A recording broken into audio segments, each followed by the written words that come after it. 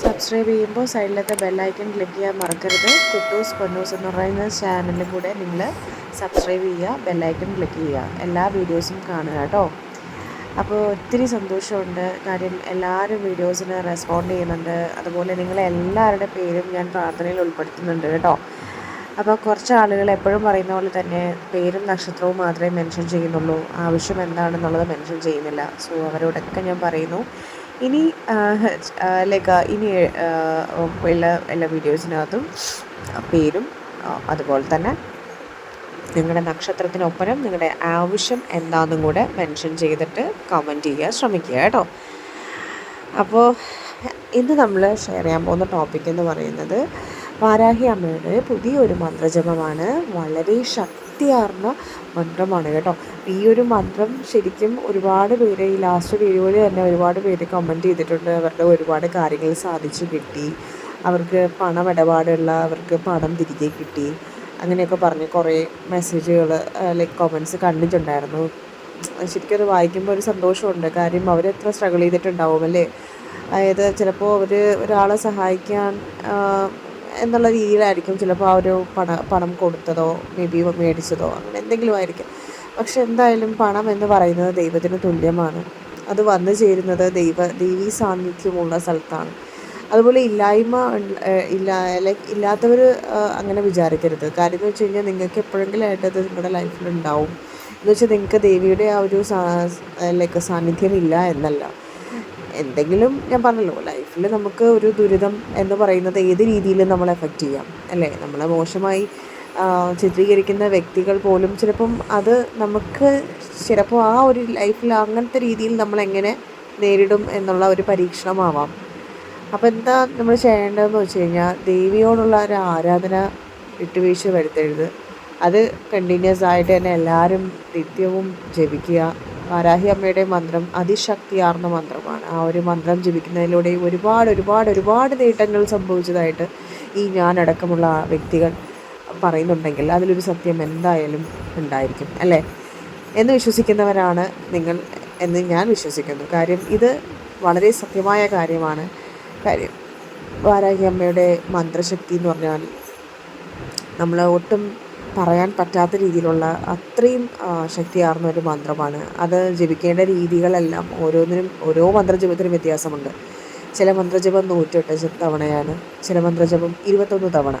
അപ്പം നിങ്ങളുടെ ചിലർ ഈ അഷ്ടോത്തരമുണ്ട്, അത് ഒത്തിരി മന്ത്രങ്ങളിൽ ചേർന്നതാണ്. അപ്പം ആ ഒരു മന്ത്രം ജപിക്കാൻ സമയമില്ലാത്തവർക്കാണ് ഷോർട്ടായിട്ടുള്ള മന്ത്രം റിക്വസ്റ്റ് ചെയ്തിട്ട് ഞാൻ അങ്ങനെയുള്ള മന്ത്രം ഓരോ വീഡിയോസിലും മെൻഷൻ ചെയ്തിടുന്നത്. അപ്പോൾ ഒത്തിരി വലിയ മന്ത്രം ഒക്കെ ജപിച്ച് ഓർത്തെടുത്ത് പഠിച്ച് പറയാനും അതുപോലെ തന്നെ അത് റിസ്ക്കാണ്. ചിലർക്ക് ജോലിക്കൊക്കെ പോയിട്ട് വരുന്നവർക്കൊക്കെ അതിനിപ്പോൾ സമയം, അപ്പോൾ അതിൻ്റേതായ ബുദ്ധിമുട്ടുകളും കാര്യങ്ങളും ആവാം. സോ അവർക്കൊക്കെ ശരിക്കും ഷോർട്ട് മന്ത്രാസാണ് ഏറ്റവും നല്ലത്. അപ്പോൾ ഷോർട്ട് മന്ത്രാസ്, അതായത് ഷോർട്ട് മന്ത്രം അല്ലെങ്കിൽ ചെറിയ മന്ത്രം ജപിച്ചത് കൊണ്ട് ദേവി പ്രസാദിക്കില്ല, അല്ലെങ്കിൽ ദേവിയോടുള്ള ഒരു വിശ്വാസം വളരില്ല, അങ്ങനെയൊന്നും വിചാരിക്കരുത്. ചെറിയൊരു മന്ത്രജപത്തിന് പോലും അതിശക്തിയായ എന്തോ ഒരു ശക്തി ഉണ്ട് അതിന്. കാര്യം പലർക്കും ഈ നേരത്തെ പറഞ്ഞിരുന്നു, അടക്കമുള്ളവർക്ക് ഒരുപാട് കാര്യങ്ങൾ ചെയ്ത് കിട്ടും, അത് നടന്നു കിട്ടുന്നുണ്ട്. അപ്പോൾ ഷോർട്ട് മന്ത്ര, അതായത് ചെറിയ മന്ത്രം ജപിക്കുക എന്ന് പറഞ്ഞു കഴിഞ്ഞാൽ ചുമ്മാ നമുക്കൊന്ന് ഉരുവിട്ട് കഴിഞ്ഞാൽ പോലും അങ്ങനെയല്ല. ദേവിയെ നമ്മൾ ആരാധിക്കുമ്പോൾ ദേവിയോടുള്ള വിശ്വാസം അത് വളരെ ഇമ്പോർട്ടൻ്റാണ്. നമ്മൾ ഏത് ദൈവത്തെയാണോ ആരാധിക്കുന്നത് ആ ദൈവത്തോടുള്ള വിശ്വാസമാണ് നമ്മളിലെ ഓരോ മന്ത്രത്തിൻ്റെയും ആ ഒരു ശക്തി കുറച്ച് കൂടുതലായിട്ട് വർദ്ധിപ്പിക്കുന്നത്. അപ്പോൾ നിങ്ങൾക്കത് എത്രത്തോളം മനസ്സിലാവുന്നതെന്ന് എനിക്കറിയില്ല. എപ്പോഴും നമ്മൾ പ്രാർത്ഥിക്കുമ്പോൾ നമ്മുടെ മനസ്സ് ശുദ്ധിയായിരിക്കണം. ഒരാൾ നശിച്ചു പോകണം, അല്ലെങ്കിൽ ഒരാൾ ഇങ്ങനെ പോട്ടെ, മോശമായ രീതിയിൽ പോട്ടെ, അങ്ങനെ ഒന്നും നമ്മൾ വിചാരിച്ചിട്ട് ഒരിക്കലും ഒരു ദൈവത്തിനെയും വിളിക്കരുത്. അത് ശരിക്കും നമുക്ക് തിരിച്ചടിയായിരിക്കും കേട്ടോ. നമുക്കറിയാം നമ്മൾ ചെയ്യുന്ന രീതിയും ഒരാൾ നമുക്ക് മോശമായി ചെയ്യുന്ന രീതി ദൈവം കാണുന്നുണ്ടല്ലോ അല്ലേ. അവർക്കുള്ളത് എന്തായാലും ഉറപ്പല്ലേ. അവർ ഏത് സമയം ചിലപ്പം അവർക്ക് നമ്മൾ അനുഭവിക്കും, നമുക്ക് അവർ പണി തന്നിട്ട് അവർക്ക് സമയം ചിലപ്പോൾ നല്ലതായിരിക്കാം, അവർ വിചാരിക്കുന്ന കാര്യങ്ങളൊക്കെ നടക്കുന്നുണ്ടാവാം.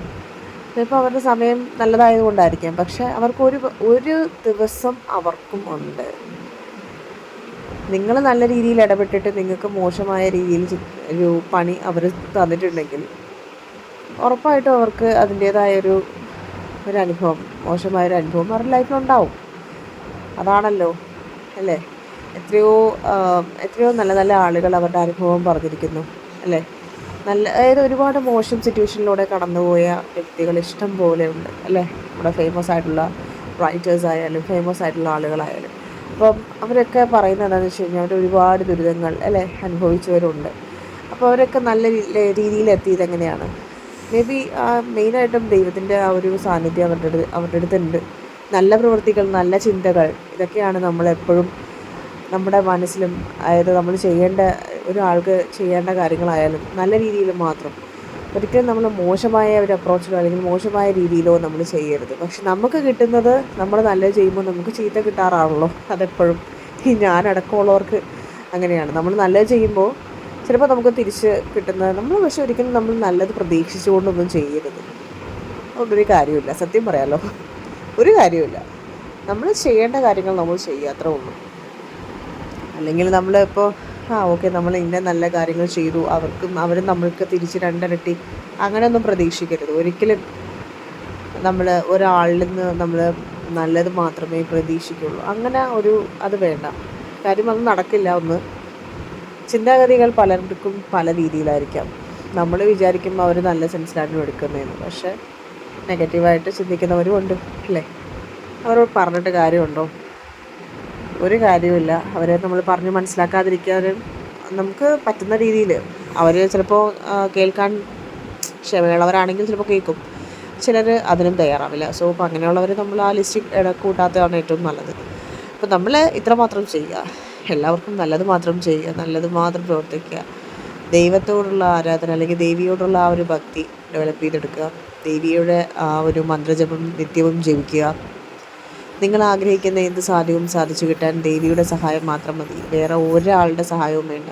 ദേവി നിങ്ങൾക്ക് നിങ്ങളുടെ കൂടെ ഉണ്ടാവും ലൈഫ് ലോങ്. നിങ്ങളുടെ ഏതൊരു ആഗ്രഹവും സാധിച്ചു തരും, അതിന് സംശയവുമില്ല കേട്ടോ. അപ്പോൾ ഇത്രയേ ഉള്ളൂ ഇന്നത്തെ ഈ ഒരു ഒരു ടോപ്പിക്ക് ശരിക്കും ഷെയർ ചെയ്യുന്നത് വെച്ച് കഴിഞ്ഞാൽ ഒത്തിരി പേർക്ക് ഉപകാരപ്പെടുമെന്ന് എനിക്ക് തോന്നുന്നു.